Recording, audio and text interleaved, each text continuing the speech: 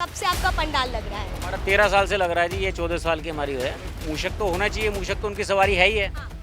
और लड्डू भी उनके हाथ में होना चाहिए। गणेश जी की बहुत पसंदीदा है वो। कहते हैं कि जब बप्पा का जाने का समय होता है सबकी आंखों में आंसू होते हैं और फिर एक बार उम्मीद जगती है लौट कर तुझको आना है। तो क्या वो दौर रहता है और जब आप लोग विशाल भंडारा करते हैं कितने लोग मौजूद होते हैं पंडाल में?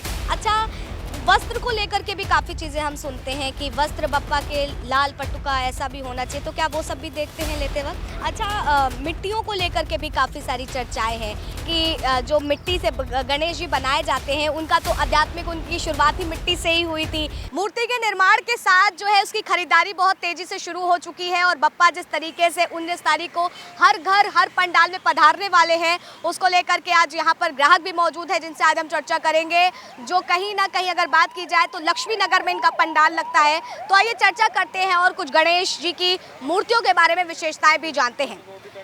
तो आपका क्या नाम है? मनोज हमारा नाम है जी। मनोज हमारा। कब से आपका पंडाल लग रहा है? हमारा 13 साल से लग रहा है जी। ये 14 साल की हमारी है। अच्छा, 13-14 साल से निरंतर लगा रहे हैं। तो जब आप मूर्ति खरीदने आते हैं तो उसमें क्या क्या विशेषताएं आप ढूंढते हैं? मूर्ति जैसे हम देखने आते हैं, बढ़िया से बढ़िया मूर्ति हो, अच्छी तरह से हम अपने सामने बैठ के डेकोरेशन कराते हैं। इसकी जिस तरह से हो अच्छे से अच्छे लगे, जिससे लोग देखें, देखने के बाद उनको ऐसे आकर्षण हो कि ज़्यादा से ज़्यादा भीड़ है इसको देखने के लिए। अच्छा, तो मतलब इस तरह की मूर्तियों को ज़्यादातर देखते हैं। अच्छा, हमने ये भी कहावत सुनी है, कहानी सुनी है कि सूंड को देखते हुए उनका दांत टूटे होने चाहिए, मूषक होना चाहिए। इस तरह की चीज़ों के बारे में कुछ जानते क्या? इसको देख करके भी बप्पा को आप पंडालों में ले जाते हैं? नहीं, मूषक तो होना चाहिए, मूषक तो उनकी सवारी है ही है। हाँ। और लड्डू भी उनके हाथ में होना चाहिए। गणेश जी की बहुत पसंदीदा है वो। ये सब चीज़ें तो होनी चाहिए, बिना उसके तो मूर्ति अच्छी लगेगी नहीं। हाँ।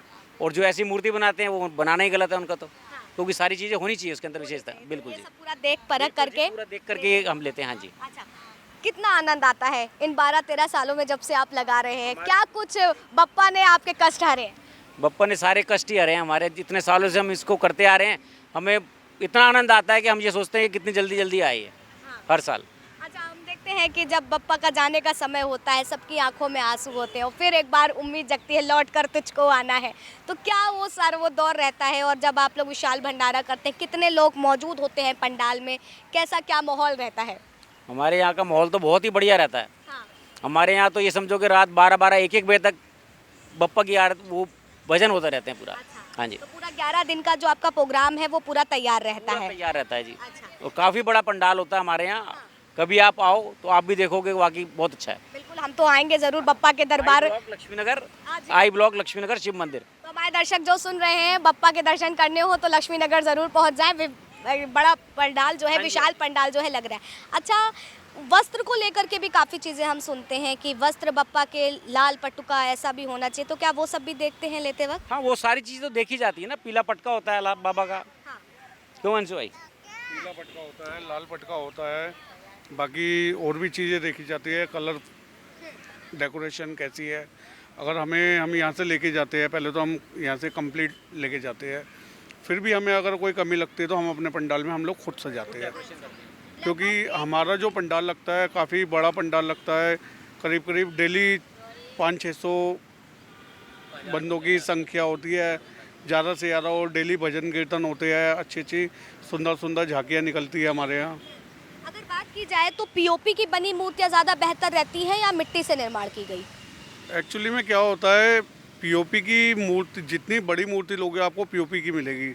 बाकी जो बेटर रहता है वो तो मिट्टी की रहती है कि पानी के अंदर जाती है वो घुल जाती है, ये वाली घुल नहीं पाती। लेकिन बड़ी मूर्ति मिट्टी की नहीं मिल सकती, आप उठाओगे तो वो टूटने का डर होता है। इस चक्कर में जो है छोटी मूर्ति लेके आते हैं। आपको मतलब कि लेनी पड़ती है। अच्छा, मिट्टियों को लेकर के भी काफ़ी सारी चर्चाएं हैं कि जो मिट्टी से गणेश जी बनाए जाते हैं उनका तो आध्यात्मिक उनकी शुरुआत ही मिट्टी से ही हुई थी, फिर शिव जी ने उसमें जान फूकी थी, ऐसी तमाम कथाएं हैं पुराणों में लिखी गई हैं। लेकिन कहा जाता है कि जिन मिट्टियों से निर्माण होता है उन मिट्टियों में सबसे ज़्यादा जो है गंगा के किनारे की शुद्ध मिट्टी का ज़्यादा प्रयोग होता है। इसके बारे में कुछ जानते हैं? इसमें कहते हैं गंगा के किनारे की मिट्टी आती है, और भी 2-3 जगहों की मिट्टी आती है, वो मैं बता नहीं सकता, बोलना नहीं चाहिए। और दूसरी बात, जब आप नई मूर्ति परचेज करने के लिए जा रहे हैं तो जो आप मूर्ति विसर्जन करते हैं उसमें से नीचे से थोड़ा सा टुकड़ा मिट्टी का ले लेते हैं। जब हम मूर्ति नई ले रहे हैं, परचेज कर रहे हैं, तो हम वो वाली पुरानी वाली मिट्टी उसमें ज़रूर लगवाते हैं। ऐसा कुछ होता है, ये क्यों करना चाहिए? ये मान्यता है, इसके बारे में हमें थोड़ा सा बताइए। नॉलेज नहीं है मुझे, लेकिन ये मान्यता है, बड़े बुजुर्गों का पुराना चलता हुआ आ रहा है ये सब। अच्छा, हाँ जी, मतलब बाबा का अस्तित्व जो है हमारे पास रहे, हमारे साथ ही हर साल रहता है। हमारा ये 14वां वो है गणेश उत्सव, तो हम 14 साल से हमेशा यही सब करते हुए आ रहे हैं।